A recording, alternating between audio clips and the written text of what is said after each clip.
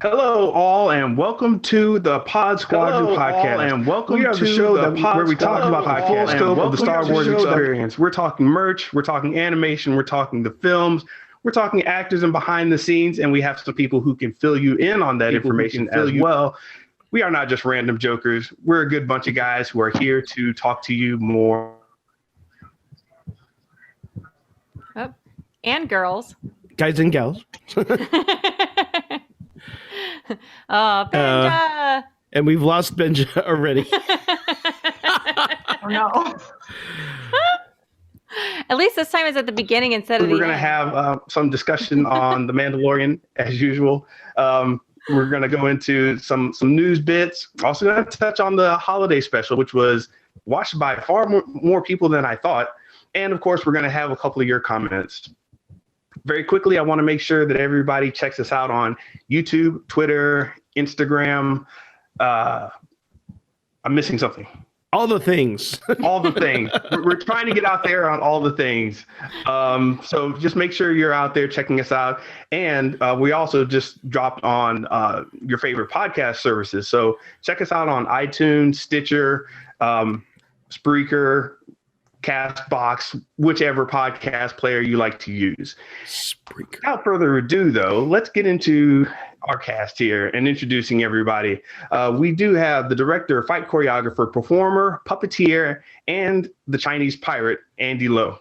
Hello, everyone. Greetings and salutations. We also have writer, blogger, occasional cosplay artist, the one and only hot nerd girl. How's it going? Greetings and salutations. All right. And once again, we have back with us the performance artist, aerialist, and events designer, Lexi Lee. Hi, everybody. How's your weekend going? Good. And I am Mr. Benja from the 8-Bit Cubist, artist, designer, former game developer. So, how is everyone doing this holiday season? Wow, is it already holidays? Officially. Good God. Officially. It is officially holidays. I'm getting OT work requests. I have a question. To me, it's like March 270 something to me. That's true. I do have a question for you guys, though. Does anybody have any unusual Thanksgiving traditions that maybe most people don't do? Oh, gosh. No, my family's boring. We used to have the annual turkey ball, and it began when my brother-in-law decided he was going to set up a tetherball pole in his driveway, and he created a little sculpey clay turkey that he put on top of a plastic trophy base. And yes, that trophy has been passed from family member to family member for, oh gosh, maybe 20 years now. And the idea was every time the trophy was passed on, you had to add something to it. So like you had some people who were, more ambitious, who would like, I put some lights on it because I'm an electrician on the side. And then someone else actually added another tier, a layer. Some people we had one actor friend who just took his headshot and stuck it on the side of it. That's impressive. Whatever I had for weird traditions, Thanksgiving just got blown out of the water. Well, my fun fact is I did not have a traditional Thanksgiving dinner until I was well into my teens. Oh. Yeah. And that was at a restaurant in Julian that was in a cabin that later burned down in all the fires. And I was an adult before I went to a family member's house for Thanksgiving and had like a traditional family Thanksgiving dinner. Before that, it was just me and my little core group, my core family, because we were military. And so we would make homemade pizzas every year for Thanksgiving. See, that's still cool, though. I mean, pizza. It's pizza. I don't think I've had homemade pizza since, actually. But anyway, I was just curious what everybody's weirdness is, because I'm weird. How about you, Lexi? Oh, my family has kind of gone like the inverse, where we used to have a bunch of Thanksgivings together, and then the adults all had drama with each other, and like all of me and my cousins kind of turned around and we went, nobody makes plans anymore. Yeah. No, we were pretty traditional about it. I think the weirdest thing about my family's Thanksgiving was like my grandma's layered Jello, and like that was like the good kind of weird, you know? Yeah. There's always room for Jello. Right. I do think the only cranberry sauce worth eating is the Jello that you splooch out of the can.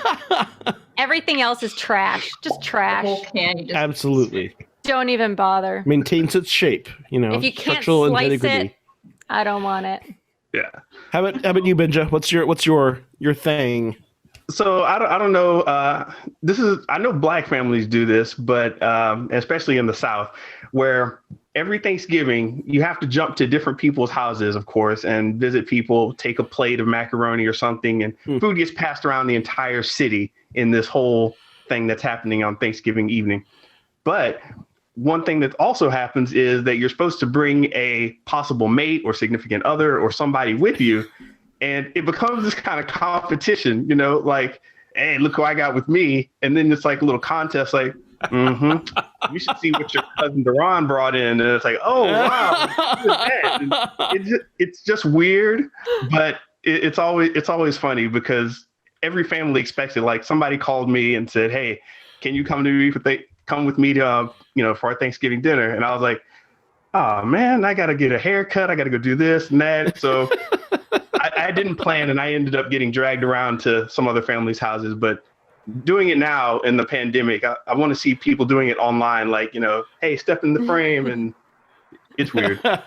So you were shown off like a prize show horse for a year? Yeah. And they had all my information. They'd gone through my social media. They were like, he worked at Rockstar Games. Like, really? I just want some of the cobbler over in the corner, and I'll be good. Can I share some of people's what their plans are that they're talking about in the chat? Absolutely. Drop a couple of them.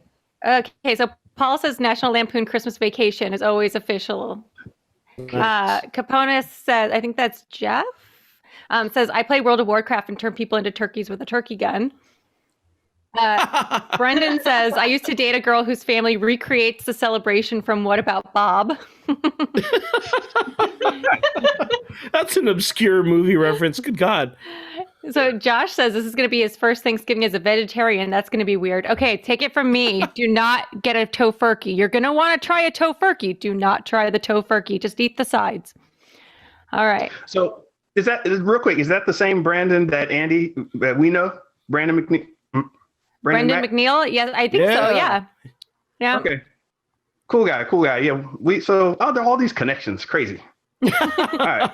We're a small little SoCal geek world. Yes. Back in the GamerCon days. Shout out. All right. So anyway. Well, thanks for Andy. Let's get this thing started. You got some news for us. Right on. So yes, there have been more releases in the Star Wars world. So recently, Taschen Publishers released a new deluxe book, The Star Wars Archives, the 1999 to 2005 edition. This is a companion piece to the 1977 to 1983 edition, and it's about 600 pages, made in close collaboration with George Lucas and Lucasfilm and their archives. The second volume covers all the making of the prequel trilogy, episode 1 through 3, and has a lot of incredible images, concept art, storyboards, on-set photography, behind-the-scene looks, and the process of creating the prequel films. Design sketches, even scans of the script pages. So this has been a kind of all the buzz as people have been dissecting this for more information. So real quick, does I know Taschen, or is it Taschen? Taschen Books, and they're like a premier high-end, very high-quality book developer. Have they done work with Star Wars before, or is this kind of new? Do you know? I only know about the previous edition. That was the one covering the 1977 to 1983 edition. But that had a lot of information, a lot of concept art. I mean, a lot of the research that people do to pick up all of the old Macquarie drawings, people grab from that. Do you know where and when it's going to be available? Well, it's already available in the UK, and people can pick it up on Amazon. Also on the Tashin, I don't know, Tashin website. Tomato. But available here in the United States on December 13th. But yes, you can if you're enterprising enough, you can find it on sale in the UK. Very cool. That's cool. What's next? Okay. Well, we can. This is actually a lot of the things that have been revealed. A lot of people have been dissecting over this a little bit. Some of the things that really people have been latching onto are little bits and pieces of an interview with George Lucas that talk about what he had wanted for his sequel trilogy. And this is in the book, right? Yeah, this is all in the book. Okay.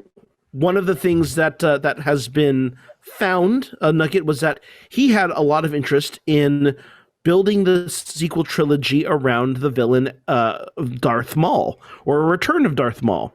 And he would be followed by his apprentice, would be the character Darth Talon that has been reused in Legends and other media, who is a red Twi'lek female Sith assassin. Also with similar Sith tattoos that we see on Darth Maul. I know a cosplayer who does that character. Oh yeah, Right. Yeah, Michelle. She's amazing. it's a striking look. I'll have to check her out. Yeah. Because that character sounds like a potential new favorite. Oh yeah. to add to my pantheon of like warrior women in Star Wars. I think the tattoos go all the way down all the way down the Leku from what I saw. Yeah, it's like I've only seen triangular. one or two pictures. That's so cool though. Yeah. Gosh, I haven't thought about that character in a long time. Some of the other things that they were kind of finding was that a lot of his themes would also once again revolve around Leia as the final end-all chosen one, as she would be faced with the task of rebuilding a new republic. And a lot of the themes and ideas that he was interested in was kind of showing how hard it is to build over how easy it is to tear down. Let's hear there was an interesting quote that I set aside let's see if I can find it. He says, "The idea that the reconstruction would be harder than starting a rebellion or fighting a war." He was drawing from real life events around the Iraq War and the stormtroopers who would have essentially formed a Star Wars version of ISIS. The resulting power vacuum would have been easy for Maul to step up into, and Leia would have had to eventually rebuild the Republic and become the Supreme Chancellor. Yeah. Now, for anybody not connecting all the different animation Legends books, little side bits from even the movies, like at the very end of Solo, if you didn't catch Maul's appearance there, Maul has been, still around and affecting a lot of things. So this isn't, off in crazy land. Maul became a very beloved character. So having him run the crime syndicates and having a lot of other things going on makes complete sense. But the thing that actually got me, Andy, was the idea of a Chancellor Organa. Seeing that whole political side kind of play back to where they kind of started. And I'm one of those clowns who was actually sitting there with little charts and diagrams trying to figure out the politics of the prequel. So, I thought that was excellent. Well, that was something. Oh, go ahead. That seems like what his sequels would be like, though. You know how the first one was just all talk about the trade routes and the blah, blah, blah, blah. Like it seems like it would just be a bunch of political talk about the rebuilding, as opposed to a story that would actually offer. So why are you laughing at me, Benja? I'm laughing because of. I'll tell you. Okay, but I'll tell you later. I mean, don't get me wrong. Like, I'm a pretty intellectual person. I think I appreciated that in the Matrix sequels more than most people. That whole like philosophical mumbo jumbo like word vomit. But it just is so much. I don't know. That was my least favorite part of the prequels, was all the political jabbering. Well, this is actually a really interesting thing, right? So, of course, these books cover the prequels. And here's the quote that I was looking for and that I could not find initially. But he actually addresses about how he knows a lot of people kind of found the fact that The Phantom Menace was about a dispute over trade routes was kind of, not what they were expecting or wanting Star Wars to be about. But the quote was, "The Phantom Menace starts with corrupt corporations doing bad things in secret, and that all corporations care about is making money, while everyone else is trying to do the right thing, but they are completely overwhelmed. The two main themes are about becoming a bad person and democracy being taken away. There's no coup, there's no rebellion, there's no nothing. They voted in, which is what happens in real life." I mean, he was creating these from historical references in our world in World War II. And that's just something kind of really fascinating. Didn't make it interesting. And don't get me wrong, Tracy. It was not well done. I'm standing by the fact that it was not well done, but I kind of dug it like the fifth viewing. So. And it's really difficult just from like a directorial standpoint to make that kind of dense dialogue flow well. It's like near on impossible to get the pacing right, and they didn't. They didn't. Important and good to know, but hard to pace. I always look at I guess we could discuss more about the trade routes, or we could keep going because there's a lot of stuff. But it's so interesting, Benja. It is. Roger. Would you like me to spend the next 45 minutes on it? Okay. The next bit of news was John Boyega has coined a new verb for actors of color who are relegated to the sidelines of major series. John Boyega had a very quote-unquote, very honest and transparent conversation with Disney about his experience in episodes 7, 8, and 9, and the directions for the character of Finn and Kelly Marie Tran's Rose. After The Force Awakens, he felt he was tossed aside and used as a marketing tool. Speaking on an episode of the podcast The Big Ticket with Mark Malkin, Boyega shared his concerns for other actors of color who join the franchise. He said, "Next time you cast an actor of color in Star Wars, you bring them through the process," Boyega said. "They need that support. They can't get Boyega'd." And this is him coining this term himself. Well, he kind of was Jar Jar'd. Totally. Yeah. I mean, he was such a main character in the first. I mean, really, The Force Awakens centered on him even more than Rey. I would think. Very true. And then it just became less and less, and they completely disregarded Rose. They didn't do his full character arc justice for where it started off. With as much material as it was given, Yeah, I'm still actually looking for one of those posters of Finn holding the blue lightsaber, just so I can wake up in the morning, shake my fist at it, and then have energy throughout the day. So, yeah. Well, it was too bad because his character, like the idea of how somebody is recruited as a child to become a stormtrooper, that's a fascinating story that I was really looking forward to hearing more of. And for his whole character to just be kind of brushed aside, for me, was really disheartening. And I loved Rose. I loved Rose in the first one, in the second movie. It also reminded me. Oh, sorry. Go ahead, Lexi. It also reminded me of kind of the theme that they were starting to include at the beginning of the trilogy, where it was. Anybody can be connected to the Force. It doesn't matter where you come from, what your background is. Someone who's strong with the Force can come from anywhere, and then they kind of just died too. So okay, this is an interesting question I've always had, because I've had this debate with other friends. So here we go. In my memory, from being a kid, when I first saw Star Wars, to me, Force powers were something that anyone could do. Like, it didn't matter who you were, you could train up, you could meditate, you could develop force powers if you had the a teacher and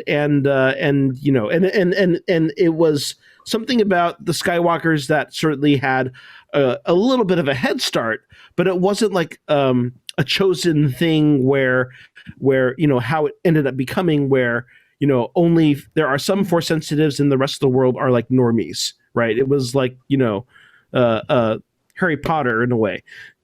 How did you guys perceive it? Because I've have other friends who were like, no, only the Skywalkers and specific people have force powers.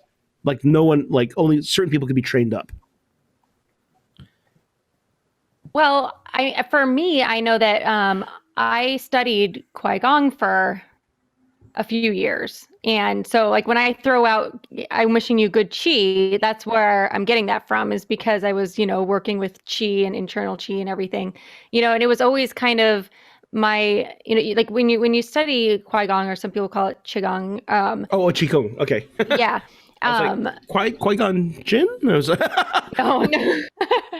That was the, No, it was like got me there too. It was like the white tiger, Qigong, whatever. Okay. Anyway, so when you're working with chi, like and you're learning different types of meditation through that achieve different things, the idea is that you can get in touch with yourself and with things around you in a way that is to a higher level, right? And so I always kind of related the force kind of like that. Like if you study it enough and you work with your chi enough, you can kind of master the force.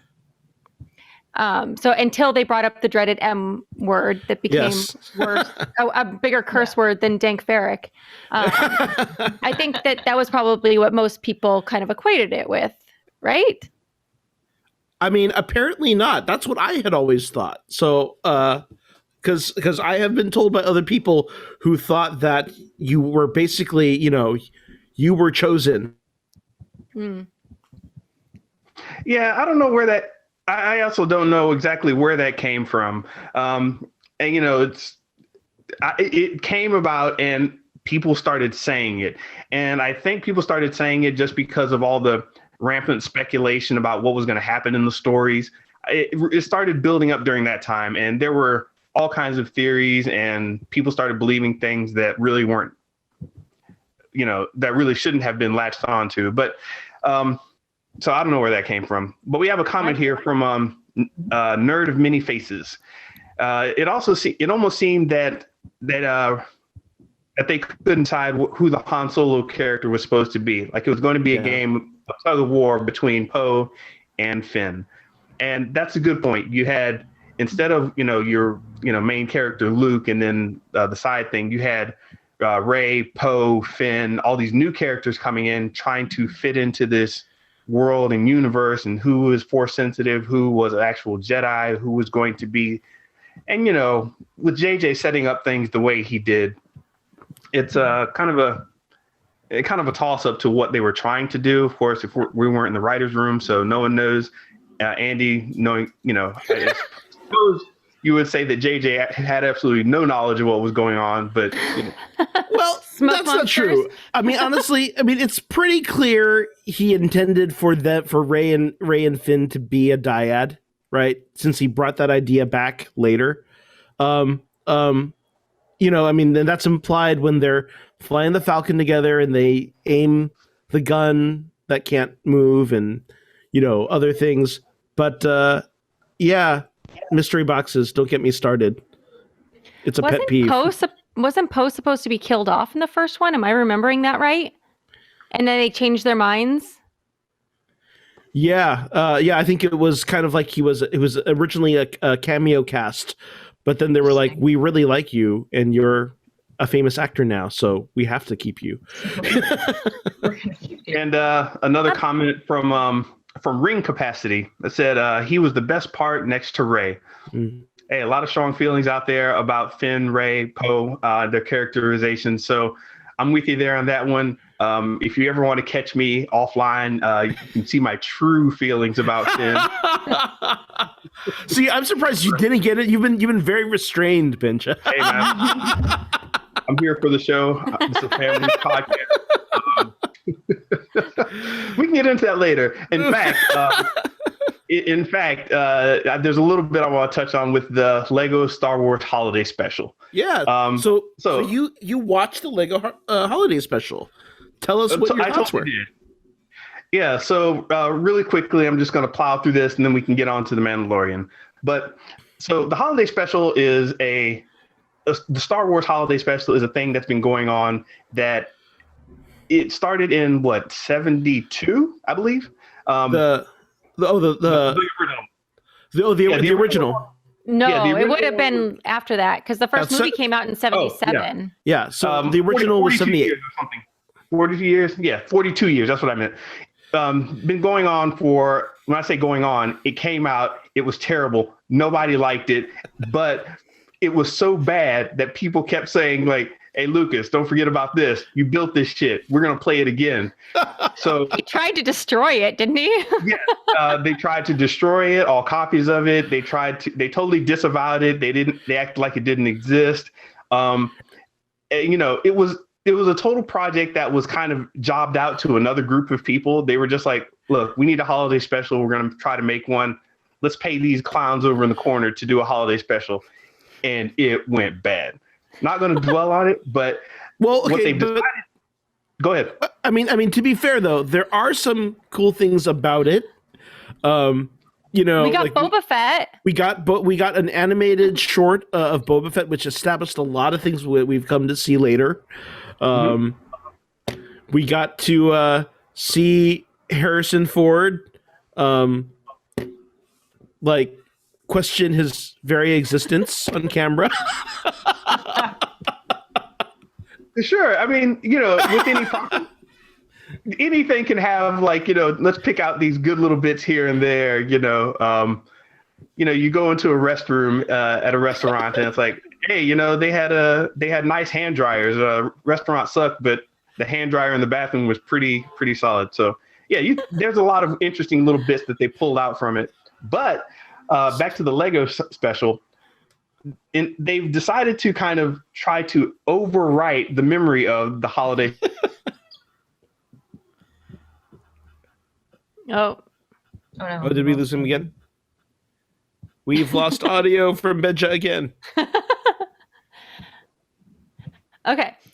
Well, we have a question here. Was the holiday special better or worse than the Ewok specials? Oh, wow. Better. Benji, you're back. Yeah, talking about that's the curse of talking about the holiday special. So Lexi, actually didn't know. Did you see the Lego special? Yes, I did. All right, what were your thoughts on it, really quickly? I just there are little things that I kept going. Wait, but is this canon? Wait, but is that? And then, but should that be canon? I don't know why, but the line that's sticking with me is Maz Kanata looking for Chewie and going, "Where's my boyfriend?" Why that's the standout line for me of the whole thing, I don't know, but that was the standout line for me. I was like, all right. Yeah, so I've actually watched a lot of Lego properties over time, just kind of like goofing off and let me watch a Lego movie or something or one of the shorts. So if you go online, there is a wealth of shorts.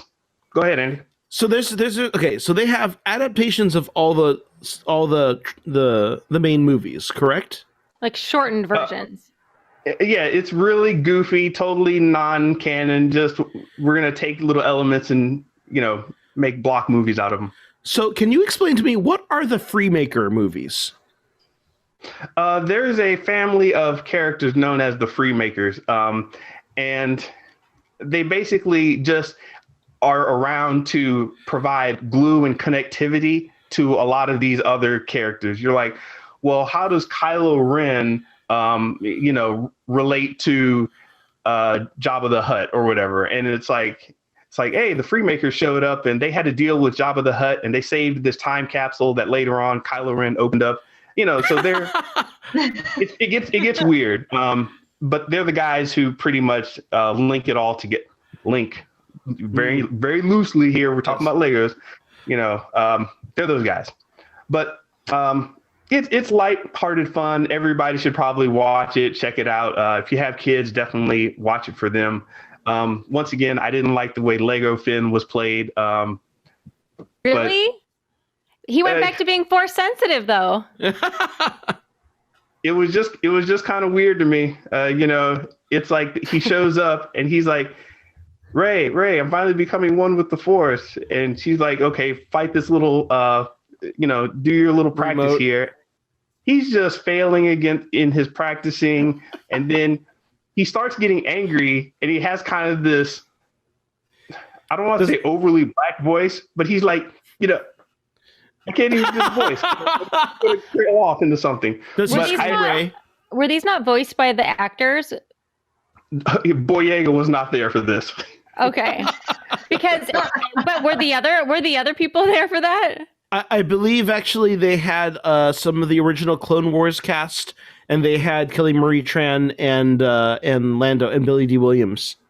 Okay, that makes sense then, because both Finn and Rey's voices just looked so weird with their Lego bodies. Yeah. I couldn't get over how weird their voices were with their Lego bodies. It just didn't seem right. But Ring Capacity says that Lego cosplay. It felt like Lego cosplay with those two. I mean, that's kind of like the feeling though of like I haven't seen a lot of the Lego Star Wars movies. I've seen some of the other Lego movies, but there is certainly a sense of play with them where it's like you imagine a kid playing with his Legos and just kind of mashing up whatever he or she wants to, right? I mean, oh yeah, Lego, all Lego content is like kids entertainment satire, really light kids entertainment satire. They just kind of take whatever story they have and like do the abridged version that's a little tongue-in-cheek. So that's kind of what I expected, and that's what I got. That's what I got. They took a little bit of the Marvel playbook too, with the rings that you can go, a little bit of the Doctor Strange. Oh yeah. Yeah. Ring Capacity was not around for the first couple episodes because he has not heard me rant about my love for the Ewok movies. So, you know what? Actually, that's another episode down the line. We should just do a retrospective of the Ewok movies. I would be down for that. I think we should. And yes, Life Day is involved in the Lego special, Ring Capacity. And as we said, it's worth checking out. Not because it's great. Lego is never great. It's just funny, entertaining, and extremely lighthearted. There are a lot of little Easter eggs in there, like all their character outfits that they wear. They're actually found in the Lego Advent calendar this year. So if you go buy your little Lego minifigure Advent calendar, Star Wars edition, you'll find these character outfits. Yeah. Oh my God, I have to get that for my nephew. Where do you find it? Are they Easter eggs or life eggs? What? Don't know. That joke may have flown over. Okay, so check out Lego Star Wars, and let's go ahead and jump into The Mandalorian before I start on a Finn rant again. We got to overview. All right. Here we are on rant. Mandalorian Season 2, Episode 4, Chapter 12, The Siege. With the Razor Crest falling apart, the Mandalorian must return back to his base planet on Navarro to see repairs delaying him to see repairs done on the ship to delaying him on his quest. I can't talk, man. But doing so allows him to use my words. Doing so allows him to rejoin his old allies for a new mission that will reveal forbidden dark secrets of as the shadow of the past looms beyond them. This episode sees the return of Horatio Sands as Mithril, Gina Carano as Cara Dune, and Grief Karga, played by Carl Weathers, also making his directorial debut. So quick review. We have kind of what we expected here. Another side quest. We've kind of become accustomed to this format of we have a episode that drives the main plot of the overarching plot forward, and then another side quest that kind of gives us more character development and it gives us an opportunity to ask questions of our core characters. There are some gorgeous special effects shots in this. Some of the space battle stuff in particular really stood out to me. And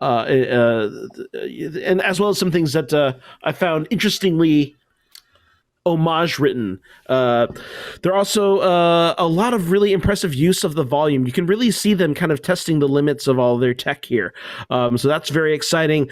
Also, some of the broadest comedy moments that we've seen to date, in my opinion. All in all, I would say this is, and give me a second before you judge me, this is my least favorite episode that we've had to date. However, that does not mean it is not a good episode. It is a very good episode. Just that for me, there were some moments that I was just kind of like maybe just leaning a little too hard into the cutesy humor, or just being a little bit too self-aware. For me, but it looks like Tracy is about to stab a knife into my side. Again, this is still a very good episode, and it's still great Star Wars. And I don't want that to detract anyone's opinion of this, because, again, some great action, some great character moments, and some great character development, and some major, major plot bombs that I really did not expect to see at this point in the season. So that is your spoiler-free review. I don't know if you guys have a response or a spoiler-free review to add in your opinion. Yeah, it was really interesting for me as someone who got a bachelor's in directing to see, because it was Carl Weathers' directorial debut, for me to see what as baby director, because he's obviously a very, very experienced performer. And so to kind of see where I think, some of it leaning a little bit, like you said, too hard into some moments of humor, being a little too self-aware as like an actor. It's interesting. I've seen a lot of actors transition into directorial debuts, and it takes a couple of projects before their focus shifts from character to story, and their lens, sometimes the lens being a little smaller in their head. Well, let me ask you this. Provide an interesting focus. So. Oh, I mean, did you find it distracting? I mean, I know for me it was, but did it distract you at all? I mean, only because I tend to pay attention to directing. I didn't find it didn't ruin my enjoyment of the episode in the slightest. I just kind of went, oh yeah, I see where that's coming from. It was just interesting to note, because I have seen that in my own projects in the past. Hey, quick question, Andy. My earlier ones. Quick question, Andy. Tarn Solo asked, did you mean the worst of this season or both?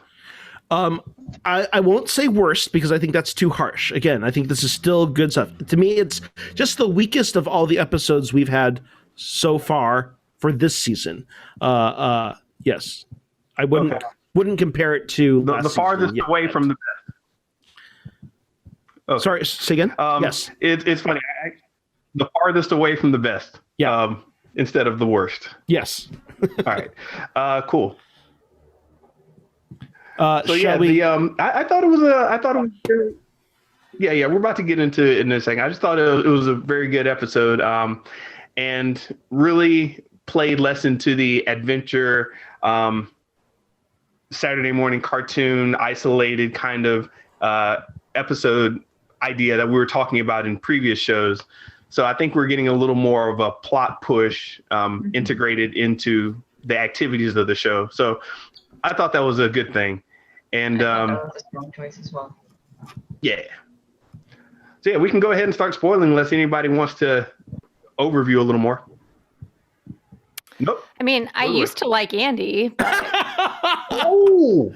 Again, I didn't say it's bad. I think cool. I think it did. Cool. You're allowed to have your opinions. It's cool. All right, let's So go ahead. I believe Start this is spoiling. your spoiler warning. So from here on out, it's fair game. Hope you've seen it. Yes, you've been warned. Okay, well, obviously this was a very Baby Yoda humor-heavy episode. Very heavy on the adorableness, like to the point where I actually screamed at my television multiple times. Might have been that time of the month, I don't know, but I was screaming at my television and squeeing. But everything from the red blue wires to the cookies and the I can has moment to the Baby Yoda and I have the exact same roller coaster stance, so I loved that.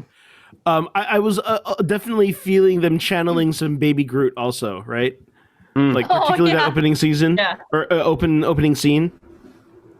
No, so cute. Do you think he's colorblind, or you think he's just a baby? I don't know. Red and I'm blue. surprised he didn't try to put it in his mouth. That's true. Yeah. Like he's at the age where they just right. That has been the theme. I'll tell you, one of the things I really did enjoy about this episode that I don't know, I just and it sure is it sentimental of me? Yeah, I don't care. It's sentimental of me. I like the little moments that they gave you with, little Baby Yoda's unconventional family. How he has like some of the toughest people in the galaxy wrapped around one of his little, I don't know, it's not a pinky because he's only got a 3, but it's like his little paws, right? And it was on the nose, but it felt earned. It felt earned after everything they went through in the last season to protect him. Yeah. I was like, they're allowed to coo at him. I don't know, that particularly felt like the right kind of cheesy Star Wars.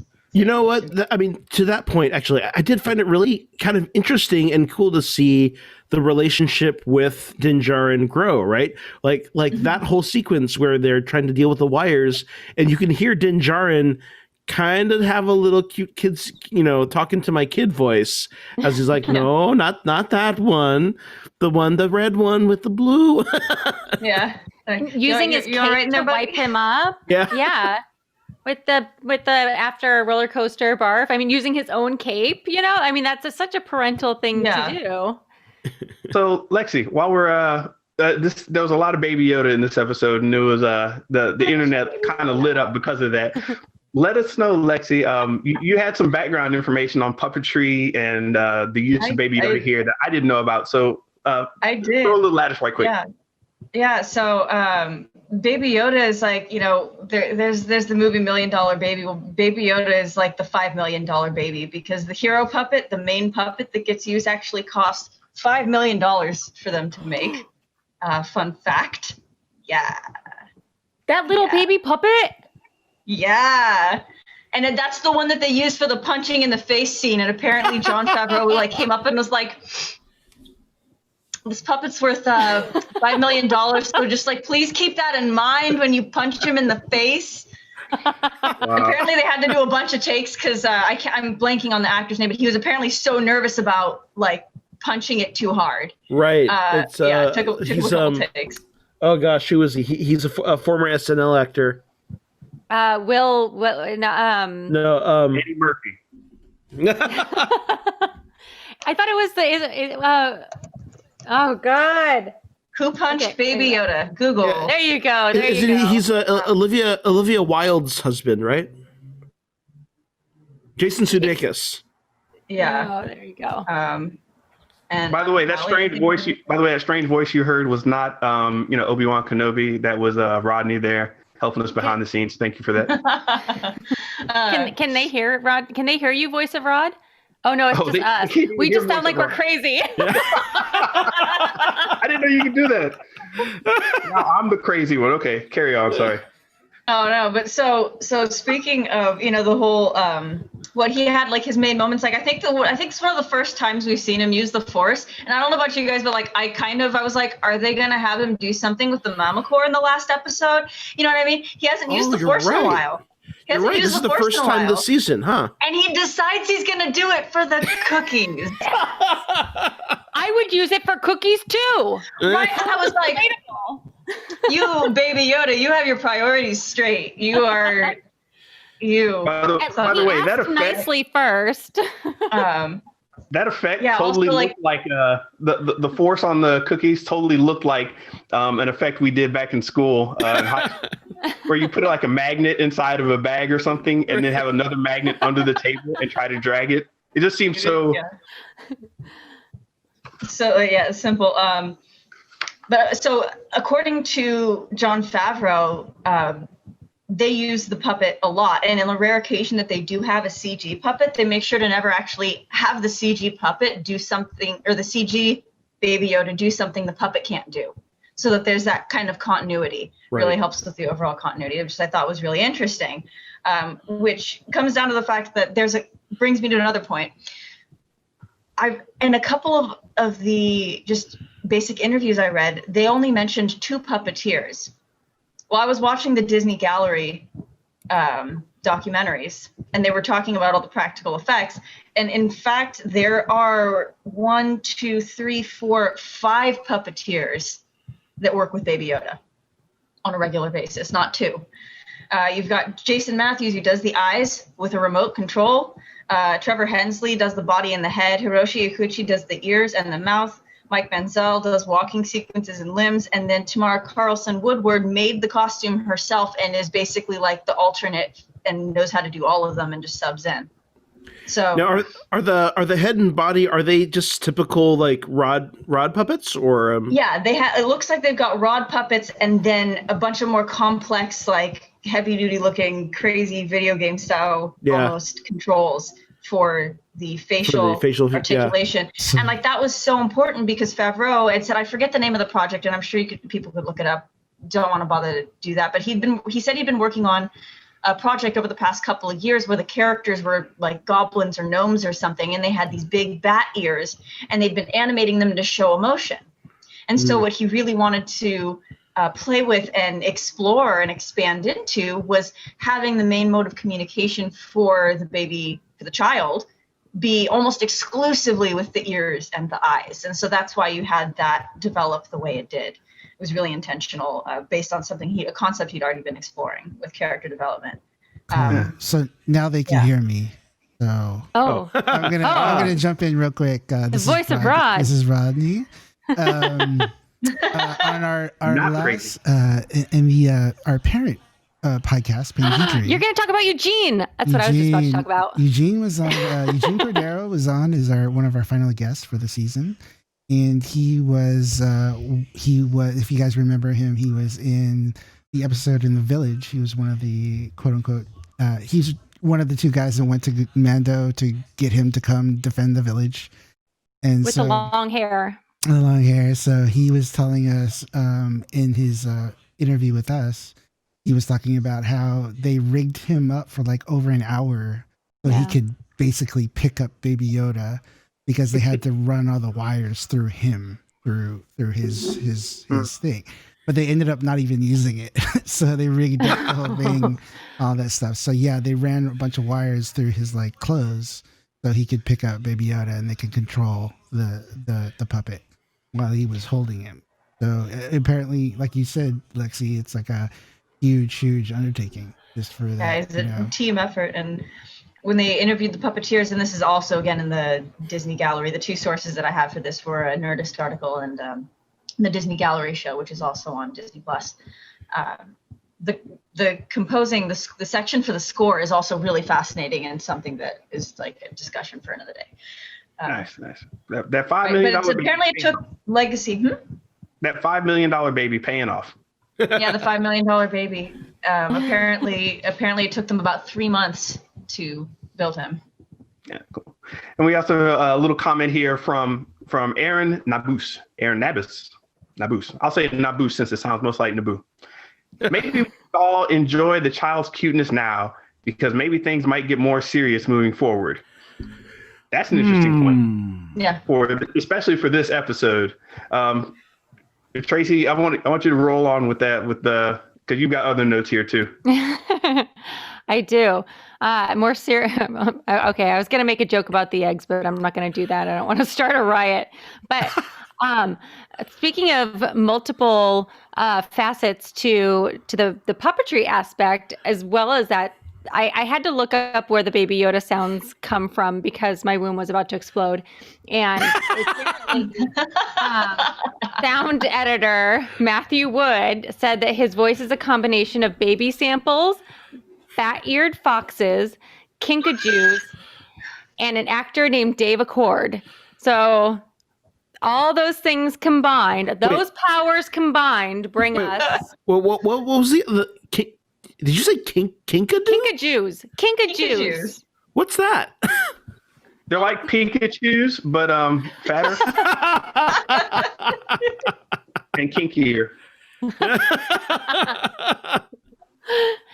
A kinkajou is a tropical rainforest mammal. It almost looks like a tarsier. Like a cousin of like a raccoon. Yeah, it almost looks like a tarsier or something. Yeah. All right. Its nickname is the honey bear. Honey bear. Anyway, so I just had to bring that up. Thank you. I needed to know that, actually. I didn't know I needed to know. I know. But now I'm glad I know. I know. Aww. All right. So we've got Din lifting his helmet, right? A little bit, just like a little bit more and more, and Baby Yoda trying to like sneak a look under there. Do you think we're going to see him take off his whole helmet by the end of the season? I mean, it feels like there's been a running theme of this, right? Of as he continues to deconstruct the creed that was taught to him by the Watch. Yeah, I'm totally expecting him to drop the helmet. They not only does Pedro Pascal want to show his face, which we even heard about from season 1, but definitely as far as the story goes, they've kind of slowly been hinting at it. Let me show a droid. Let me show my chin off to the child here. And it was funny. The baby Yoda actually tilted his head a little bit to try to see his face. Yeah. I thought that was pretty great. Yeah, I'm totally waiting for it. I think it's really interesting. I mean, they're going to definitely dangle that in front of us because it's going to be the biggest.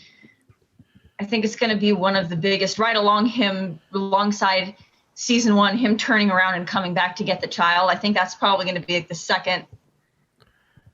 It's going to be one of the second most impactful character notes of a character arc, definitive notes of a character arc that we have for him.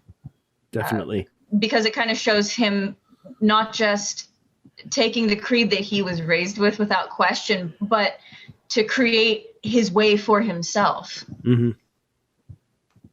And which we saw in the last episode, meeting Bo-Katan and her Mandalorians, that he's kind of starting to see that, the way really depends on how you grew, on what you choose. You choose your way, and you choose who walks your way with you. Got to be weird to find out that you're the outlier, Like, I'm the crazy. Yeah, well, all the other Mandalorians that aren't one of the children of the Watch, they take off their helmets all the time, and here you think that that's like the main. I mean, that was like the core thing that he held on to, was you do not take your helmet off in front of anybody, and so to find out that you're kind of like the cult version, that's got to be weird. So we've got another cute critter. We've got one of those like the little fire breathing lava weasels. Yeah, right? That's right. That Cara Dune has a familiar now too. Yeah. Oh yeah, I called it space meerkat, but yeah, my notes just say space meerkat. Well, we saw them along the river, the lava river, when they were escaping. That's when what those were. Okay. Yeah. When IG and if you look really closely, there's like a burst of fire, and that's when they focus on the body of the the dead alien on the floor. I can't remember what race it is. It's the race that picks the fight on with Luke in Mos Eisley, right? But his face is actually the walrus guys. Yeah, Elefish or something.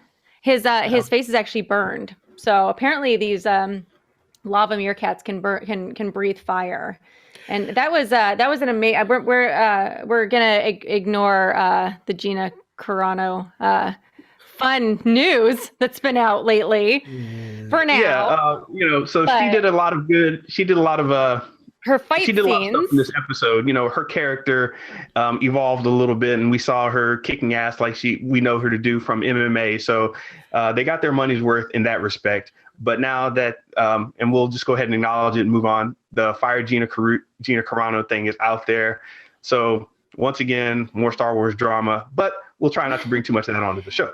You feel free to look that up if you are so inclined. But Yes. but You she's can the add Andy Marshal. Get at Andy on Twitter if you want to argue. Yeah. But she's the Marshal now, and of course we've got the IG-11 statue in the background. Did you guys notice that? I did catch that. That was a pretty cool thing. Like right before they walk into the school. There's also a guy in jeans. Did you guys notice what? the guy in jeans? Wait, what? Mistake. No. Yeah, there's a I scene. missed that. Yeah, there's a scene where the three of them are lined up about to shoot, and you can see right behind a wall, like about a quarter of a guy wearing jeans and a t-shirt. Well, that's funny. Yeah, So and I had to actually- like pause it, and I was like, "Wait, what?" Yeah, as usual, there were quite a few little Easter eggs here and there, but I just realized where we're at in going through all this, and I really want to get to the whole clonage towards the end of the show. There's a good bit to discuss here, so I don't know where you want to pick this up, Tracy, but there's a lot of good story elements that were really hitting hard towards the end. Okay, we're gonna skip over a bunch of my Easter eggs here then. Oh my gosh, there's so many little Easter eggs. That's okay. Okay, so we go into a lab, right? And it's obviously like they've got the same patch as the guy. What's his name? I'm blanking on his name. Yeah, the Camino in cloners patch symbol on, Right. on the. So we see Familiar. we've got more lava lamps in this episode, and we see in this one that we've got what looks like a Snoke clone. I mean, all kind of blurry. I don't know if I feel comfortable saying it's Snoke. Certainly blobby, genetically altered something. I mean, it has that kind of like Hunchback of Notre Dame type vibe to it, right? I mean, there's a lot that comes out in the holo message of the scientist, right? That kind of implies what's going on. Right. And we know from the episode 9 novel that they're trying to clone Snoke to be a vessel for Palpatine. Right? Anybody else? No. Oh, I didn't read the novel. Oh, I was going to say, I haven't read the novels yet. I'm behind on that. But that's fun to know. I've heard that too. And for those watching, you got to remember that this takes place before the First Order really gets together, right? And before all of Force Awakens happens. So the putting the seeds in about cloning and genetic manipulation, playing with the Force and DNA artificially splicing. and messing with M counts and things like that. Yeah. Right. And beyond laying the groundwork for the Rise of Skywalker, for that trilogy in the First Order, beyond that, it stays really consistent with Star Wars branding the Sith and the people who follow them as more of like the Nazi kind of Gestapo looking, how they have the uniforms look kind of like the Gestapo, that whole thing, the brown shirts. And so it goes along with that because of the Nazis having, no consent and genetic experimentation and, that kind of stuff. Just for me, I was like, okay, yeah, that's a solid choice. I buy that genetic experimentation on like a thematic level, and it's like a good connector to, the next part of the history of the trilogies. And even the uniforms are kind of a combination of like the Empire and the New Order, right? Mm-hmm. Mm. Mm-hmm. Yeah. Right. They did a Dark- very good job visually tying it all together. So real quick, does that get weird to you guys, that whole cloning scientific end of it, because it's not really the Force, but I don't know, does that get weird to you in the story of Star Wars, or is that cool with you? I mean, to me, okay, there's a lot of interesting stuff here, right? So, like, specifically, Dr. Pershing's message, right, is basically Pershing. he did I get the name wrong? Or Oh, you're right. I just couldn't right. remember it before. oh, okay. No, is that so he says that he implies that there have been multiple trials of transfusing what they're calling high M count blood, which we can presume is high midichlorian count blood, into non-Force using people, right? Which is a very important thing. And and I've been very careful about like not getting into a lot of my theory crafting. I have a lot of big theory crafting ideas. Benja can tell you about it, but but this confirms one very important thing that I've been theory crafting about where we're headed in this season, of the idea of trying to transfer Force powers. Of course, not confirmed, but that's the implication, which is fascinating. Well, and as far as the volunteer goes, the only person that I can think of is Palpatine's son, who is Rey's dad. Dun dun dun. Oh, interesting. Right? The thick plottins. Oh, okay. Wait. Okay, so remind me the whole backstory. Remind me the whole backstory of what the like about the Palpatine clones, because I don't know the so there's complete of that. Palpatine clones, right? And that was part of like a video game or an RPG or something. And the Force did not transfer into the clone. And in the history of Star Wars, like we know that the one Jedi, I'm blanking on his name, who was doing the clones, the clone army, like that was kind of his whole program. He tried to inject his blood into Grievous, but it didn't work. Sifo-Dyas? What? Sifo-Dyas? Is that the Jedi's name? I don't remember. I just remember he had like a weird smile. Carry on. Sifo-Dyas is the Jedi who was a friend of Count Dooku, who went insane because he had premonitions and was the one who ordered the clone army from the Kaminoans. That's right. Okay. Yep. He tried to inject some of his blood into Grievous, but it didn't work. Wow, I didn't know about that. So there's a history of this, and of course we've got the Shadow Troopers that use the Artusian crystals to. They found a way around them so that they are Force sensitive, and they have the red lightsabers. Which I was wondering, that I'm getting a little ahead of myself here. I was wondering if that was what the stormtroopers were that were lined up, if they were Shadow Troopers or if they were Dark Troopers. I'm now leaning towards Dark Troopers. Okay. Which are really super advanced battle droids. But as far as like the clone thing, so there was clones of Palpatine, right? And there was one that survived. They very rarely survive, and if they do, there's usually like a ton of issues. But he wasn't Force or they're not Force sensitive. And Palpatine's clone that survived was not Force sensitive. But then they're saying that Rey's dad was a natural born son. I thought Rey's dad was a clone. Was a clone. I thought. I've heard it both ways. Oh. I think everybody thought at first that he was a clone, but then it came out that he was actually a natural born son. And both of them have disturbing implications. So. Right. Yeah. Exactly. So this is all very interesting, and we'll definitely. I mean, there's so many ways we could go with this in terms of the story. So I'm going to jump. There's hanging plot threads that we're still dealing with in this show and now that we've hit the midpoint of the show, 4 episodes in, I expect 5, 6, 7, and 8 to be much more punchy. We've got the quest to reunite the child with his people, the covert Mandalorians that are still in hiding, Boba Fett being out there, Bo-Katan building forces to take back Mandalore, finding Ahsoka Tano, Moff Gideon and his dark saber, Moff Gideon, his experiment with blood transfusions, the M count, and everything else. Moff Gideon and his scary Borg replacements, or whatever those were, and the New Republic core worlds that we talk about that don't see everything that's going on in the outer rims that the Space Popo talked about. So there's plenty to come. I'm looking forward to it. Yeah. A I lot of wanted Moff to- Gideon. I wanted to A lot ask. of Moff Gideon. I wanted to ask you, especially Lexi, especially because your background with like design and all that stuff. Like, what did you think of the what did it look like? Darth Vader type clones or what? Like with Moff Gideon and that little bay of like clones or whatever. What did you think of all that?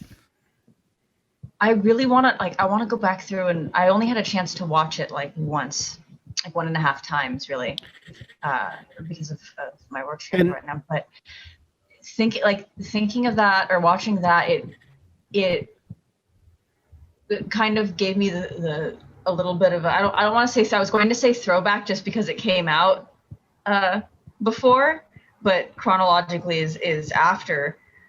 When Rey finally does find the First Order and sees everything going on, so that kind of imagery of the First Order temples and sacred spaces is already evoked, in the color palettes that they use. As far as the cloning, I was gonna say I don't know. All of that just ends up becoming theory building for me. Rather than design, to be honest. So here's a question, Lexi. Did you recognize the ship when they do the big reveal on Moff Gideon's ship? Moff Gideon's ship? No, I didn't. If you recall, I believe this was a ship that they actually designed for one of the animated series. I can't remember which one. I think it was Rebels. Was it the one that is it the one that she drives off the cliff or a different one? No. I mean Moff Gideon's Star Destroyer looking. Oh, his ship. Star Destroyer. Yeah, because it's not a standard Star Destroyer. It's not. I recognized it, but I didn't look it up. I haven't looked it up yet either. Yeah, I haven't done a dive into the design of his ship yet. I'd like honestly been really fixated on how they did the animatronics for the characters with different kids. Like that's kind of what I've been fixating on this week rather than the ship design. But I should do a deep dive into ship design at some point too. You mean the animatronics of holding your hands up on a roller coaster? Oh, I mean, he's character's no longer with us, but Quill, that character, obviously being voiced by Nick Nolte, but then the performance artist was a person who was underneath, had the mask, and the mask itself was animatronic, so they could barely hear the lines. They had to take, cues off of like audio, really difficult to get cues, not a lot of great sight lines. So it's trying to learn how the people who puppet the face are going to puppet the face and being able to turn it and serve it to the camera. I don't know. So that was just fascinating to me, what they did with a lot of, because I know that they did the same thing to the Mon Calamari and the Quarren. Right. Karn Solo is saying it's a command cruiser from Rebels. Thank you for that. Thank you. Yes, I knew it was from Rebels, but I did not look into it. Oh, speaking of which, we have Brendan's question. Go ahead. Oh, right. Yes. That's Go ahead. You do it. Are we wrapped up with what we want to say here before we go into just random questions? Sure. I feel like I should do like a page on maybe on our Facebook page or something that has all my show notes and people can comment, because we always skip over so many Easter eggs every episode. Anyway, so for people who want to look them up, I feel like there should be a place where we can, or maybe we have a website, right? Maybe I'll put them on the website. Yeah. Well, we're getting there. Here's the thing, actually, really quickly. Do we want to talk really quickly about next episode? Very quickly. Well, Ahsoka Tano is going to be in it, right? Better be. That's the important thing, right? I will say that I thought that this was going to be a filler episode. And I thought this was going to be a filler episode, and I was pleasantly surprised that it felt like that it did not feel like a filler episode. To To me, No, it felt definitely. very fleshed With out. the plot threads that we have that we just went down, I don't think there's any more room for that. We're on the, you know, down part of the roller coaster. I'm going to raise my hands again. I also feel like they're setting us up emotionally to lose a character by the end again, because they were giving us so many instances of each of the different characters bonding with Baby Yoda and being really supportive of Din Djarin, and right down to being like, hey, you're faster with that, like on the jetpack, go get the kid. Like really delegating, being aware of like his needs as a father kind of thing. And all of that is very endearing. And usually when they endear you to a bunch of characters, they're going to kill one off. And they did the same thing with the droid. Point. I didn't think of that. Yeah. Take fire, Gina Corona. So who can we dies in battle saving Yoda, Baby Yoda? So who all can we lose? We've got the other Mandalorians, Bo-Katan and her two sidekicks. We've got Cara, and we've got the Mithril, the fish guy. I don't think anybody will care too much if he goes away. Would not surprise me if it's Cara Dune. I'm wondering if that's why she's being so obstinate, because she already knows she's not part of the show anymore. Interesting. You know? Dun, dun, dun.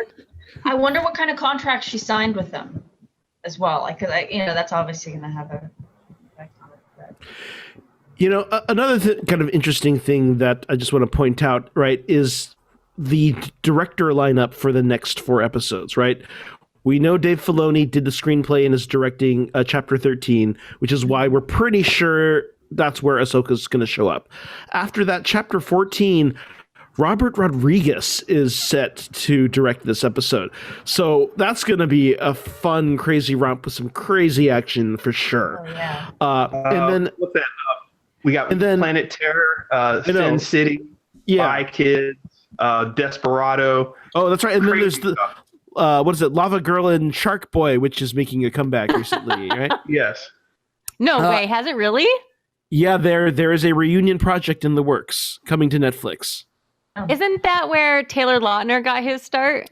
It is, and he is so far Twilight? unattached, but we'll see. I don't want to lose too much time to that.